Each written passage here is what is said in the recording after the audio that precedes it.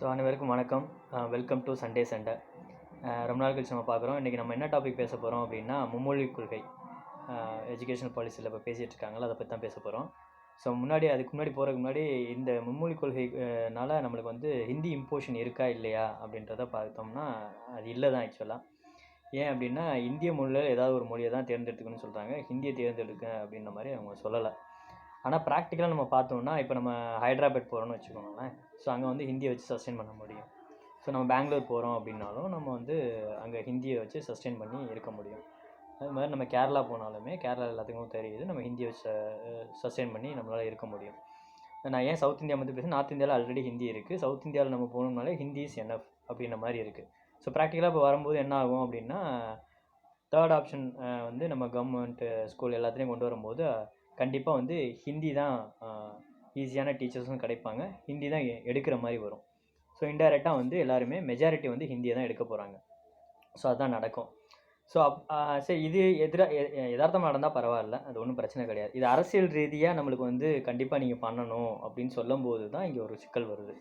அதே மாதிரி இப்போ ஏற்கனவே வந்து இங்கிலீஷில் எந்த இதையும் வைக்கிறது கிடையாது. கரெக்டாக மத்திய கவர்மெண்ட்லேருந்து எந்த திட்டம் கொண்டு வந்தாலும் இங்கிலீஷில் வைக்கிறது கிடையாது. எல்லாமே ஹிந்தியில் தான் இருக்குது. பாதிக்கு மேலே புரிய மாட்டேங்குது. தமிழ்நாட்டில் இருக்கவங்களுக்கு மெயினாக புரிய மாட்டேங்குது.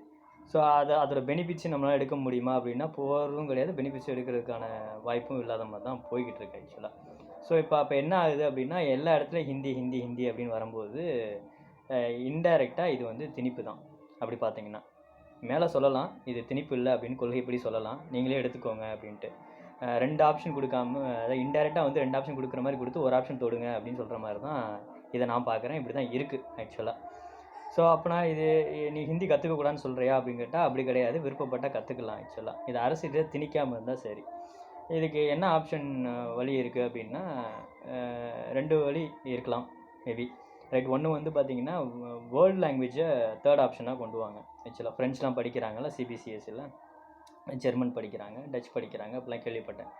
ஸோ இப்போ தமிழ்நாட்டில் வந்து நம்ம வேறு ஏதாவது படிக்கணும், ஜெர்மன் படிக்கணும்னு நினச்சா அதையும் எடுத்துக்கலாம் அவங்க ஆப்ஷனை. அது மாதிரி வேர்ல்டு லாங்குவேஜை கொண்டு வாங்க. ஒன்லி ஏன் சுருக்குறீங்க வந்து இந்தியன் லாங்குவேஜ் சுருக்கும் போது இன்டைரக்டாக அது ஹிந்தியில் தான் போய் நிற்கிது. கரெக்டாக வேறு எங்கேயும் போய் நிற்காது. அதனால வேர்ல்டு லாங்குவேஜ் கொண்டு வந்தால் ஒரு சொல்யூஷனாக இருக்கலாம். ஒன்று. ரெண்டாவது வந்து ஆல்ரெடி வந்து தமிழ்நாட்டில் இன்னும் எக்ஸ்பர்டைஸ் ஆகணும். இங்கிலீஷ்லேயே செகண்ட் லாங்குவேஜ்லேயே எக்ஸ்பர்டைஸ் ஆகணும். தமிழ்லேயே இன்னும் கொஞ்சம் தகுதி தான் இருக்குது. ஸோ இன்னும் நல்லா எக்ஸ்பர்டைஸ் ஆகணும். இன்னும் நிறைய பேர் வந்து கான்ஃபிடென்ஸாக இங்கிலீஷில் பேச முடியும். ஈவன் என்ன கூட எடுத்துக்கலாம், வந்து கான்ஃபிடென்ட்டாக இங்கிலீஷில் பேச முடியாது ஆக்சுவலாக. அந்த லெவலில் தான் நம்ம இப்போ இருக்கோம். ஸோ இதை வந்து நம்ம என்ன எக்ஸ்பர்டைஸ் பண்ணுறதுக்கு என்ன பண்ணலாம் அப்படின்ற வழிகளை நம்ம யோசிக்கலாம். ஹிந்திலையும் இங்கிலீஷ்லையும் தமிழ்லையும் எப்படி எக்ஸ்பர்டைஸ் ஆகலாம் அப்படின்ட்டு. ஸோ அதை நோக்கி தான் நம்ம போகணுமே தவிர, 3வது மொழியாக கொண்டு வந்து திருப்பி ஃபஸ்ட்லேருந்து கற்றுக்கிறேன் அப்படின்ட்டு இந்த சைடு பார்த்திங்கன்னா எல்லா ஹெட்டிங்ஸு எல்லாமே வந்து சென்ட்ரல் கவர்மெண்ட்டில் வர எல்லாமே வந்து பார்த்திங்கன்னா ஹிந்தியிலே கொண்டு வர்றது அப்படின்னா அது வந்து ஒரு ப்ரெஷர் தான் ஆக்சுவலாக. இன்டைரக்டாக திணிப்பு தான் அது. கரெக்டுங்களா? இது என்ன தான் திணிப்பு இல்லைன்னு சொன்னாலும் இது திணிப்பு தான். இது வந்து அரசியல் ரீதியான திணிப்பு. அதனால் வந்து இதை கண்டிப்பாக வந்து சென்ட்ரல் கவர்மெண்ட்டு கண்டிப்பாக இதை வந்து ஒரு வகையாக திங்க் பண்ணி பார்க்கணும். ஏன் இவ்வளோ தூரத்துக்கு இம்போஸ் பண்ணணுமா அப்படின்ற மாதிரி திங்க் பண்ணி பார்க்கணும். எக்ஸப்ஷனும் தமிழ்நாடுக்கு கொடுக்கணும் கண்டிப்பாக. அது பார்த்திங்கன்னா 2 மொழிக் கொள்கை தான் கரெக்டாக இருக்கும் இப்போதைக்கு. 3வது மொழிக் கொள்கைன்னா வேர்ல்டு லாங்குவேஜில் ஒன்றா வச்சுக்கு படிக்க ட்ரை பண்ணலாம் ஆக்சுவலாக. ஏன்னா அதை வந்து நம்ம இப்போதைக்கு ப்ரெஷர் கிடையாது. கண்டிப்பாக நான் ஃப்ரெஞ்சு படிச்சுக்கணும், ஏன்னா எனக்கு வந்து எல்லா திட்டங்களும் வந்து ஃப்ரெஞ்சில் இருக்குது இந்தியாவில், அப்படிலாம் கிடையாது.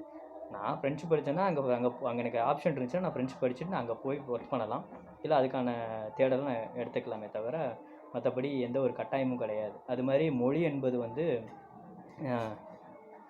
ஒரு இப்போ 3வது மொழி அப்படின்றது வந்து ஒரு கம்யூனிகேஷனுக்காண்டி தான் தவிர அதை நாலேஜாக எடுக்க முடியாது. ஏன்னா தமிழில் நம்ம ஏற்கனவே இருக்க நாலேஜை நம்ம யூஸ் பண்ணி தான் ஒர்க் பண்ணிகிட்ருக்கோம்ல. அப்போ வந்து அது நாலேஜாக கன்சிடர் பண்ண முடியாது. கம்யூனிகேஷன் லாங்குவேஜ் ஆல்ரெடி இங்கிலீஷ் இருக்கனால ஹிந்தி அப்படின்றது தான் இன்டைரக்டாக வருது. ஸோ அப்போ வந்து நீ மலையாளம் எடுத்துக்கலாம்ல, நீ கன்னடம் எடுத்துக்கலாம்ல அப்படின்ட்டு, அது பேசுகிறது கரெக்டாக இருக்கும், ப்ராக்டிக்கலாக அது வந்து ஒர்க் ஆகுமா அப்படின்றது கண்டிப்பாக கிடையாது. அது ஒர்க்கே ஆகாது ஆக்சுவலாக.